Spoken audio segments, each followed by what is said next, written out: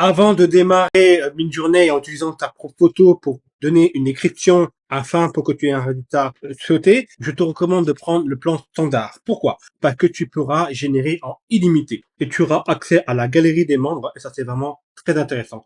Je te recommande pas la version gratuite. Alors ce qui est bien, tu peux te familiariser avec Midjourney, mais tu seras vraiment limité et encore moins le plan basique parce que tu es limité à pouvoir générer à 200 images par mois. C'est vraiment pas très intéressant. Donc pour 30 dollars par mois, c'est très intéressant. Bien évidemment, tu as, la partie annuelle où tu peux payer, bah, je fais le calcul, 24 multiplié par 12 mois, 288 dollars. C'est intéressant. Avant de poursuivre la vidéo, j'aimerais te présenter un puissant gestionnaire d'images qui s'appelle Eagle, qui te permet d'organiser tes images de référence en un seul endroit disponible pour macOS et Windows. Tu as la possibilité de classer par catégorie en faisant des dossiers et des sous-dossiers avec la couleur de ton choix. Tu peux faire des mots-clés, tu peux mettre des liens et aussi voir les références de couleurs que tu peux copier-coller. Alors, tu as la possibilité pour mettre des images d'illustration, de conception graphique, de la conception de paquets, design intérieur, de concept art, de motion design où tu peux voir des vidéos en temps réel, de conception d'interface utilisateur, des polices de caractère, de l'audio que tu peux voir aussi en temps réel. Tu peux voir aussi des icônes, un lecteur vidéo, GIF, visionneur de polices de caractère et aussi d'images. Voici les entreprises qui font confiance à Ingle, c'est Google, Microsoft, Amazon et DJI. Et en plus, tu as plein de possibilités où tu peux sauvegarder à partir d'un site web en faisant clic droit et ça sauvegarde directement sur Ingle. T'as pas besoin de faire manuellement, glisser, déposer, clic droit comme tu fais d'habitude. Et t'as plein de possibilités là. Je te laisserai tout ça dans le lien dans la description. Je vais pas tout détailler parce que c'est pas le sujet de la vidéo, mais j'espère que ça va te plaire parce que c'est un puissant gestionnaire que je te recommande vraiment pour t'inspirer, pour trouver des idées. Là, c'est vraiment un gestionnaire le plus puissant que j'ai pu trouver. Minimalisme, c'est beau, c'est clair, c'est compréhensible, c'est facile à manipuler. En plus de ça, c'est compatible à Figma, Adobe Photoshop, Illustrator, etc. La famille Affinity, Kitty Dupin, Pixelmator, aussi pour Blender, c'est vraiment très puissant. En plus, tu peux synchroniser avec les différents services de cloud. En cas où tu te poses la question combien ça coûte 30 dollars. Bon, j'ai arrondi. Il n'y a pas d'abonnement, mise à jour gratuite. Et en plus, tu as une licence à vie. Et tu peux utiliser pour Mac ou Windows. Donc, je te recommande de le prendre. Vraiment, vraiment, vraiment. Allez, reviens sur le sujet de la vidéo. On y va. Pour éviter que tu te fasses noyer dans la masse parmi toutes les personnes qui sont en train de générer une ou plusieurs images, je te recommande bien évidemment de choisir l'image qui te plaît, sinon ça paraît pas logique. Tu fais un clic droit sur l'image et tu cliques sur ajouter une réaction et tout en bas, voir plus. À ce moment-là, tu tapes enveloppe et tu cliques sur la première enveloppe. Là, tu verras une enveloppe qui apparaît et là, tu vois, Midjourney, on m'envoie un bot sur mon espace privé.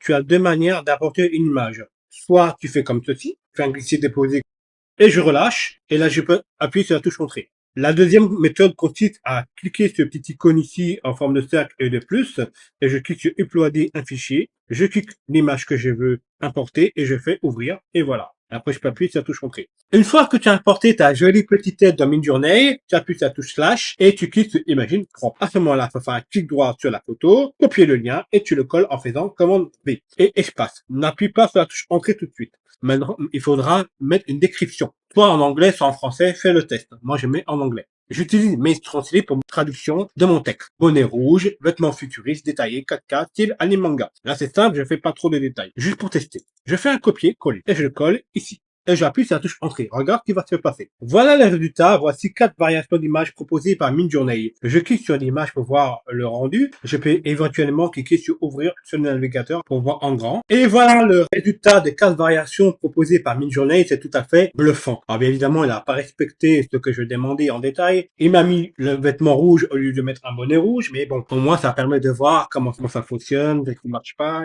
et qui a corrigé et amélioré. Donc là, tu vois, il y a une petite erreur ici. L'œil ici est un peu trop plus petit qu'ici. Là, ça c'est correct. Là, ça passe. Ici, un peu moins bien. Mais sinon, le résultat est vraiment bluffant. Maintenant, je vais choisir parmi des variations. On va voir ce que ça va donner. Je vais choisir 3 images qui me plaisent. La première, la deuxième et la troisième. La quatrième ne me plaît pas.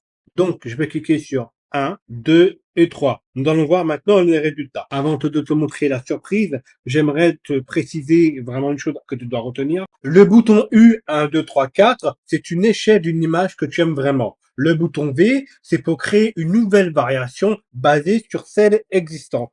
Et la flèche que tu vois à côté, ça permet de régénérer à partir de cette variation existante et en générer 4 nouvelles. Maintenant, nous allons voir les résultats. Je clique dessus et tu vois, le résultat est vraiment bluffant. Et là où c'est intéressant à noter, c'est que lorsque tu vas choisir l'image souhaitée, il va améliorer l'image que tu as choisie. Et ça, c'est vraiment bluffant. Maintenant, le deuxième, le résultat est vraiment incroyable. Alors, ça dépend des images parce qu'il y a des images qui sont plus ou moins réussies, comme celle-ci, elle est vraiment réussite. La troisième, un peu moins, mais le résultat est vraiment bluffant quand même. Maintenant, je vais tester avec une photo d'une femme noire avec une description la nuit, lumière dans un bar détaillé stylé anime manga. Je vais copier-coller le texte et je colle ici. Entrée. Voilà un résultat. On va voir en grand ensemble. Alors le résultat, je suis pas très satisfait, mais par contre, les deux dernières sont intéressantes. J'ai cliqué sur variation 3 et variation 4. Nous allons voir ce que ça va donner. Voici le résultat de la variation 4. Le résultat est vraiment bluffant, n'est-ce pas? La même chose ici pour variation 3. Ici, comme tu peux voir, tu as le lien de l'image, la description. Ici, c'est la qualité, la variation. Ici, c'est la taille d'une image. Et ici, c'est le niveau de la qualité de l'image. Le niveau supérieur, comme tu peux voir. Il y a une chose que j'aurais dû te dire au début de la vidéo, tu m'excuseras, tu appuies sur slash et paramètres. Ici, tu as la possibilité de régler la version, la qualité de l'image, le style de l'image et la résolution de l'image en mode public ou en privé, etc. Mon conseil, c'est de varier, tester, modifier, arranger, changer, remplacer pour pouvoir générer une image qui te correspond vraiment en fonction de ce que tu recherches et en fonction de ce que tu as besoin. Et je te remercie d'avoir regardé cette vidéo.